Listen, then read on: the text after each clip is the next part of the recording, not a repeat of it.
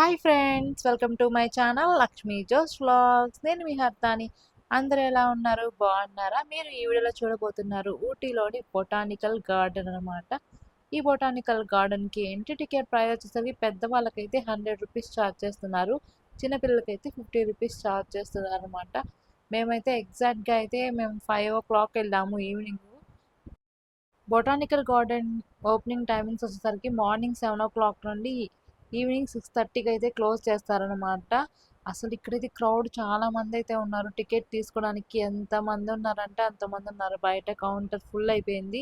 ఇంకా దట్టు ఈ botanical garden ముందు సైడ్ అయితే ఫుడ్ రిలేటెడ్ షాప్స్, ఇంకా షాపింగ్కి చాలా అంటే చాలా ఉన్నాయి. లైక్ చాక్లెట్ ఫ్యాక్టరీస్ కూడా. అందుకనే అనుకుంటా చాలా మంది అయితే దీన్ని విజిట్ చేస్తున్నారు. అది కాక ఇది చాలా పెద్ద గార్డెన్ అనమాట. ఇంకా ఇదైతే గ్లాస్ హౌస్ ది బొటానికల్ గార్డెన్లో అయితే ఉందన్నమాట.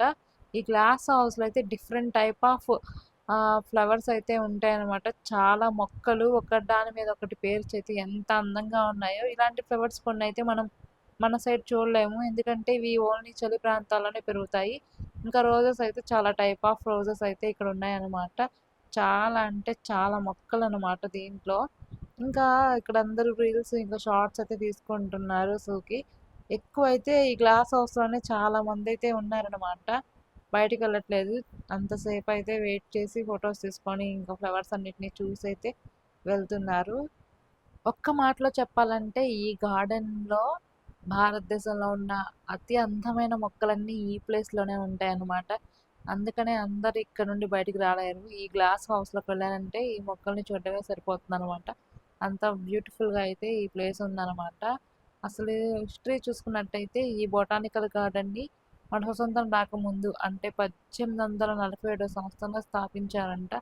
అంటే మనకి అప్పటికి స్వతంత్రం కూడా రాలేదు. అప్పుడే ఈ బొటానికల్ గార్డెన్ అయితే స్టార్ట్ చేశారంట.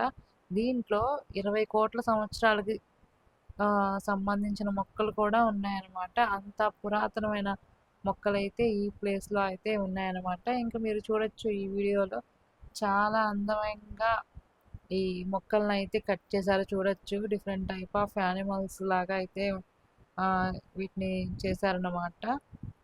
ఇంకా ఇక్కడైతే నేను ఒక ఫోటో దిగాను. చాలా బాగుంది ఈ కట్టింగ్ కూడా. ట్రీ కటింగ్ బాగా చేశారన్నమాట.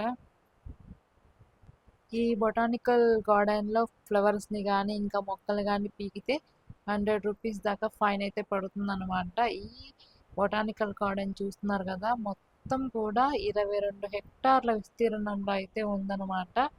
చాలా బ్యూటిఫుల్గా అయితే ఈ గార్డెన్ ఉంటుందన్నమాట.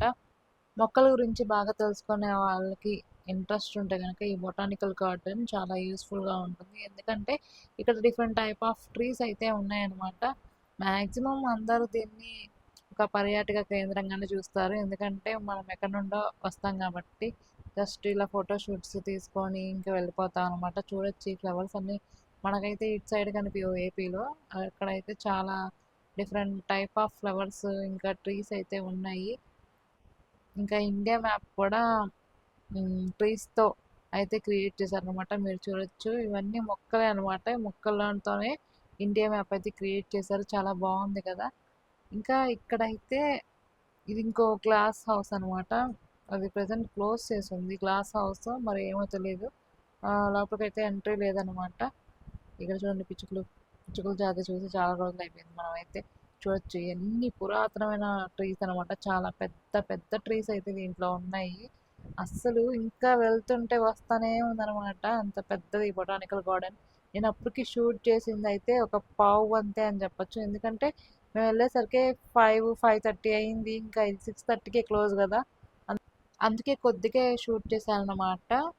ఇన్ఫర్మేషన్ నచ్చిందా అయితే వీడియోకి లైక్ చేయండి. ఇలాంటి మోర్ ఇన్ఫర్మేటివ్ వీడియోస్ కోసం నా ఛానల్ అయితే సబ్స్క్రైబ్ చేసుకోండి. Thank you for all.